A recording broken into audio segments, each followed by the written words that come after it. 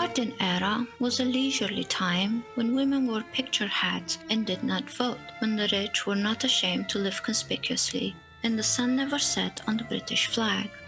It was an era of peace and prosperity, often remembered as a romantic golden age of long summer days and garden parties. But I'm interested in the fashion and beauty of the time. And if I'm being fully honest, I don't love it.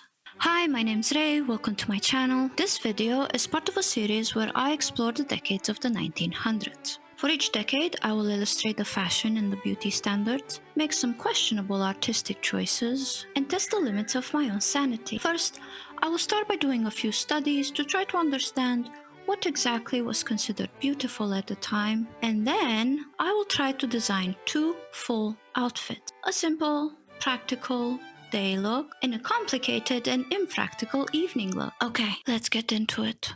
The Edwardian Era is the time period between 1901 and 1910, specifically in the United Kingdom, and it was named after King Edward VII, the son and successor of Queen Victoria.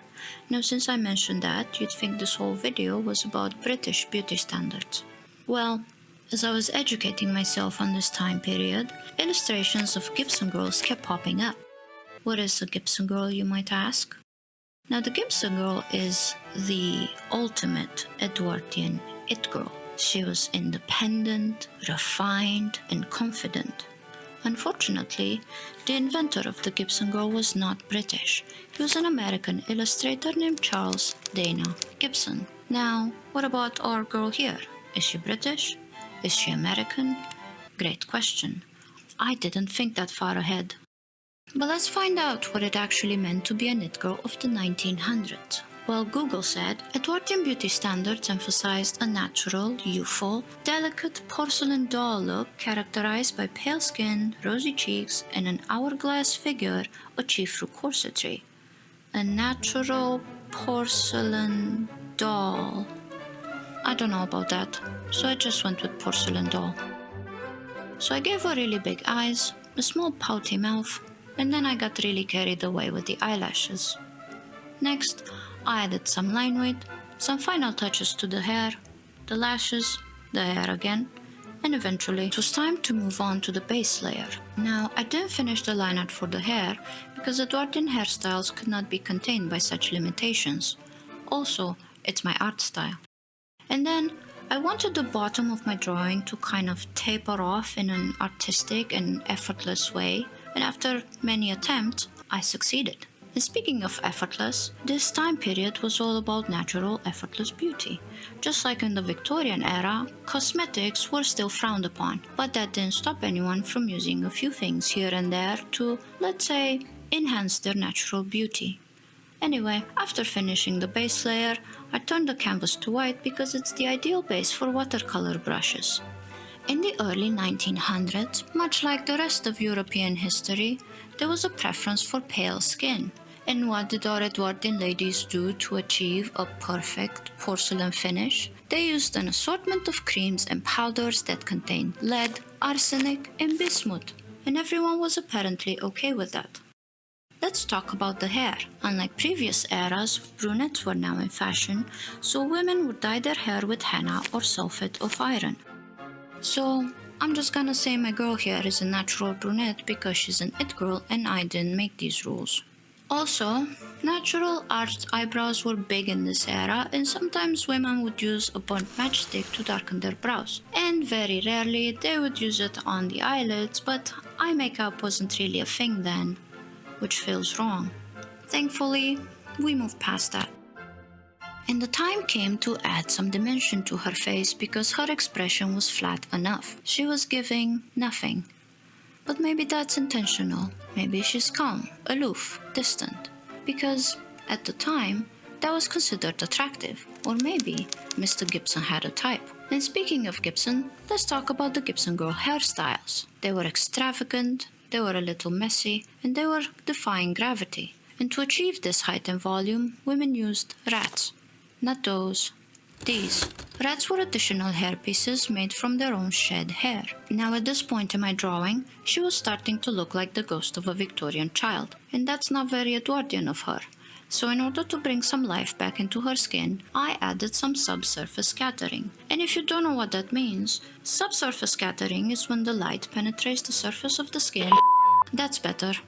And speaking of color, Edwardian women liked a little bit of color on their lips and cheeks. For the lips, they used lip stains made out of geranium or poppy petals. And for the rosy cheeks, they used powder or liquid rouge, and that was meant to look like a sort of natural flush. So of course, I spiraled. Then, I deepened some of the shadows for a little more contrast and moved on to highlights. Now women were washing their hair. They had always washed their hair, they were just doing it more frequently. Clean and shiny hair had become a symbol of health and beauty, and to enhance the shine, they used a mineral oil gloss called Brilliantine. And after spending about 30 minutes on these highlights, I realized it just wasn't the vibe. That was a complete waste of time. So clearly, it was time to rethink my life choices and, unfortunately, restrain my urge to highlight aggressively. And speaking of questionable life choices, Edwardian women loved a little doe eye moment, so in order to brighten their eyes and dilate their pupils, they used belladonna drops. Today, we use makeup. Anyway, my first illustration was done.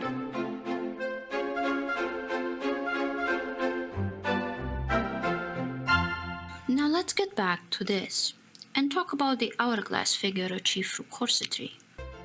The popular silhouette at the time was an S-bend silhouette defined by a small waist, a low full chest, and a fat ass, but not as substantial as in the previous Victorian era, as the bustle was going out of style and was now reduced to smaller, more sensible padding.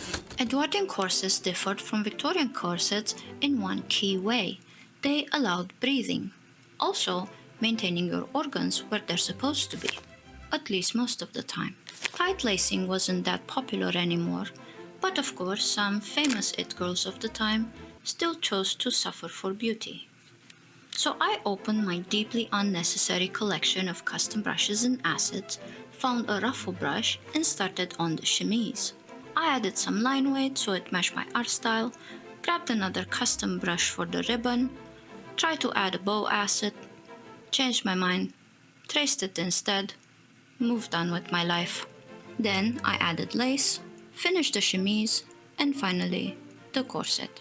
These corsets flattened the stomach, arched the back, and stopped around mid-bust. They pushed the chest forward, and from my understanding, the goal was to look kinda like a sexy pigeon. And after a few more details, I finished the line art and moved on to color. So, as we've established, pale skin with a hint of arsenic, natural brunette hair, and then I went with this off-white for the chemise, a powder blue for the corset, and a medium steel blue for the lace and other details. Are these colors accurate? Bold of you to assume I checked. Anyway, at this point, since I use more colors than before, I started to realize something. I started to realize that working with watercolor brushes was, in practice, pretty fucking annoying. But I have no respect for my own time, so I continued. And you know what else has no respect for my time? This chemise. And this corset. But I really wanted to emphasize the shapes here and make the boning really stand out. And speaking of boning, all these embellishments were necessary because during this time, corsets weren't just viewed as foundational garments, they were lingerie. They were meant to be seen. Silk was a very popular material, so I added this subtle floral pattern to it. And once I was satisfied with all the colors and values, she was done.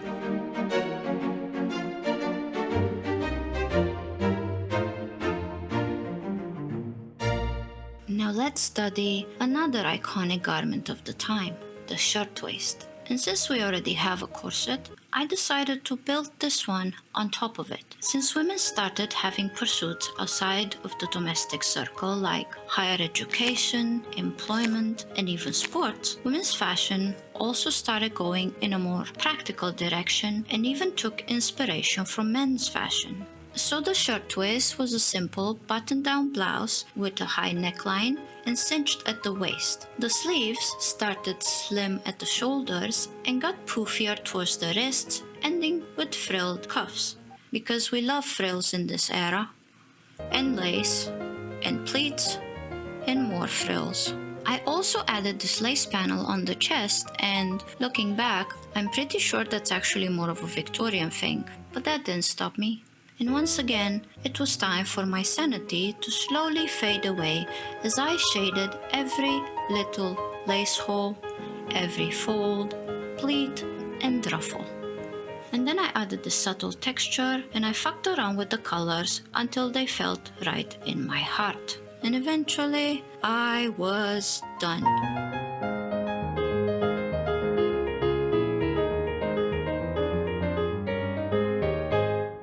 Well, not really, because then I used the previous shirtwaist design to create our first full outfit.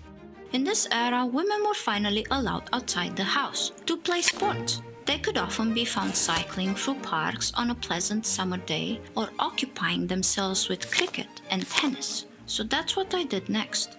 I designed a simple, practical tennis outfit, something that allowed for mobility but was of course still fashionable. I started with the most important part of the outfit and gave her a little sailor hat.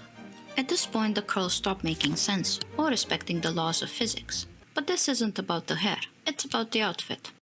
As previously stated, the shirtwaist was cinched at the waist, making it easier to tuck into the skirt's waistband. The waist was often further accentuated with a belt. The skirt had a trumpet shape, hugging the hips and flaring out below the knees into a wide hem. The hem of the skirt decided to be difficult, but eventually we reached a compromise.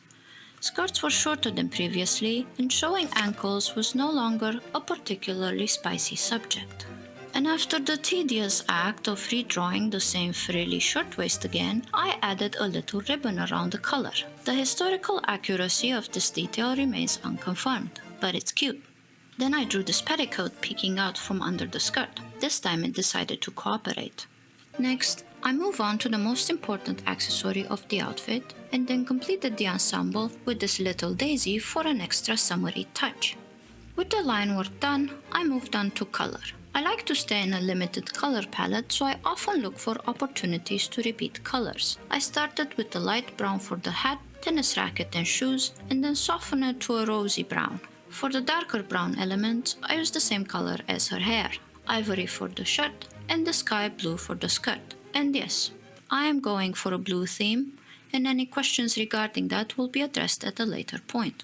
Then I added this tartan pattern to the skirt and finished the rest of the blue details. That blue looked miserable, so I adjusted it until it didn't. I chose gold for the metallic element and then finished it with a bright yellow pop of color. Time to give this some dimension, some texture, emphasize the movement, a little more contrast, a few highlights here and there, and after all that, my first full Edwardian outfit was done.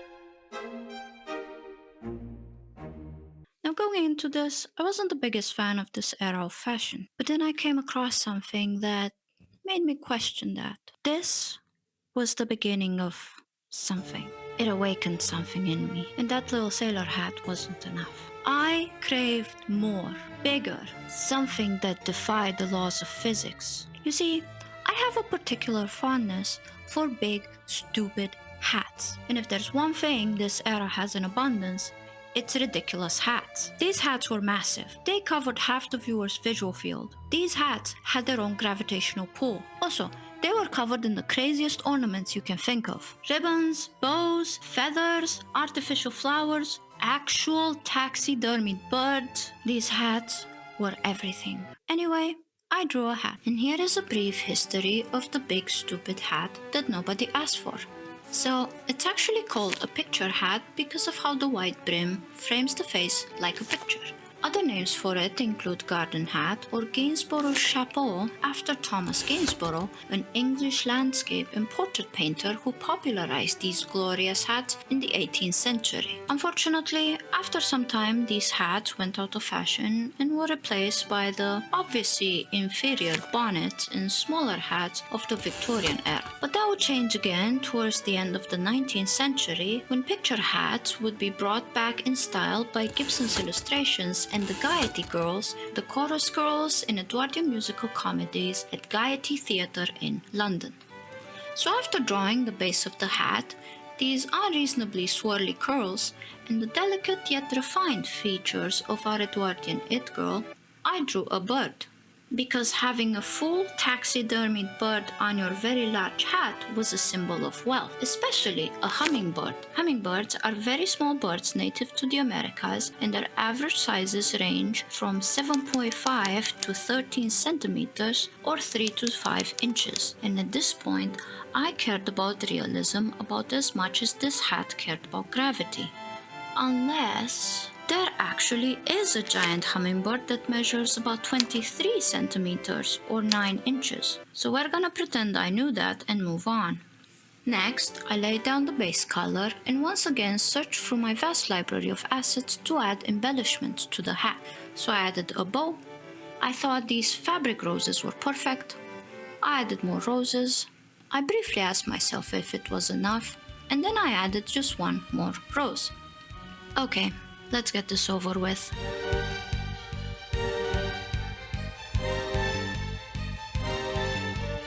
I chose an off-white since this hat is part of an evening ensemble and meant to match the gown. I'll explain that later. And yes, there's gonna be a lot of blue. I decided to alternate a darker blue and a lighter blue for these hat embellishments. And I chose a lavender for the bird. I wanted to carry some of the coral red from the lips and cheeks into the hat and needed a transitional color between that and the blue to kinda tie everything together. And then I finished it off with just a little dash of green. This may have been my third or fifth attempt at coloring this bird, but I'm only showing you this one because not all my failures need to be documented. Okay, now the shading. I tried to make these swirls make logical sense. They refused, so I politely moved on to the face. I thought before that shading ruffles was the thing slowly draining my sanity. I stand corrected, it's these roses. Anyway, one more touch of coral, a bit of rouge, lip stain. I made this golden trim really shine. Why does this hat have a golden trim that makes zero sense? I made this golden earring shine. And there you go, another complete illustration.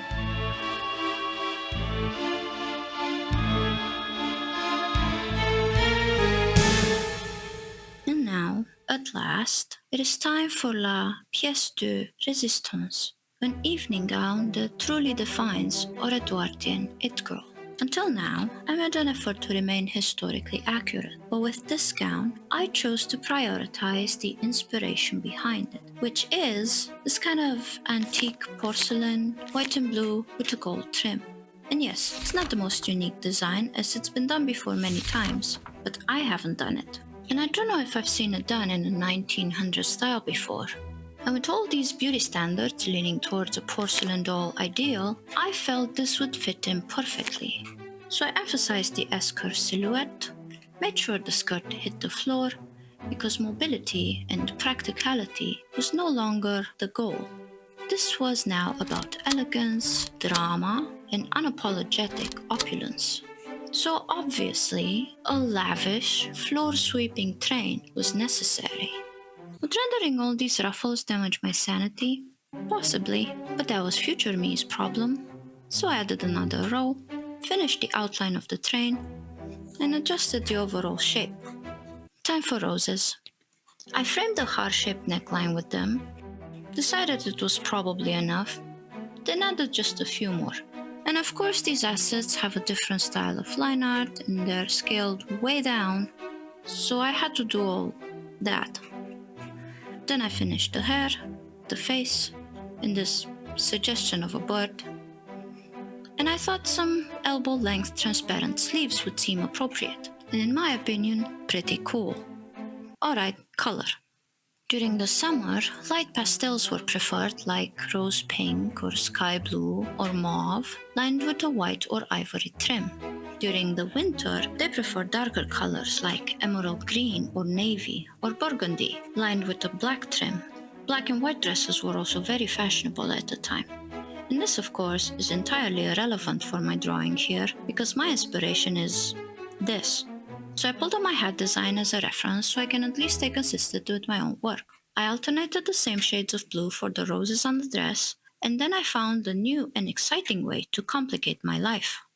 Since watercolor brushes have some transparency to them, I did this, and then color picked to create a sort of ombre effect on the train. I adjusted the colors until they felt right and added a golden trim to all the ruffles.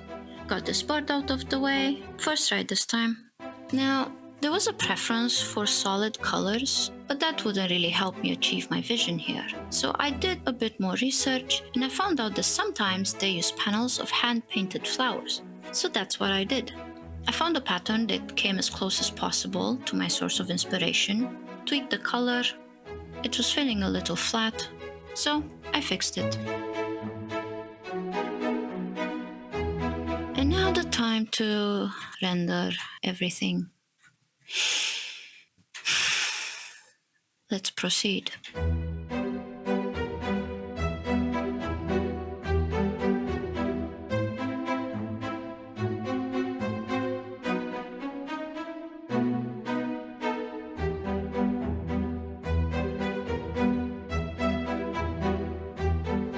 You know what? Worth it. Especially because of this. I think this detail is the one that really brought my vision to life. So, in that moment at least, all the time invested in this felt justified.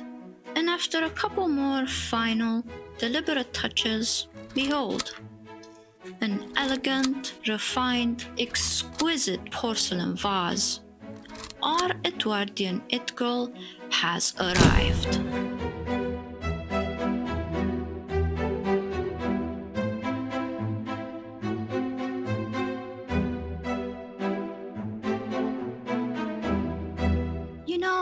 By the end of it, I found myself appreciating the fashion of this era a little bit more than I expected. And despite losing some of my sanity over more or less historically accurate appliques, I had fun. Thanks for watching. Like, comment, and subscribe if you want to see me do this again for other decades or other historical periods entirely. And I'll see you next time.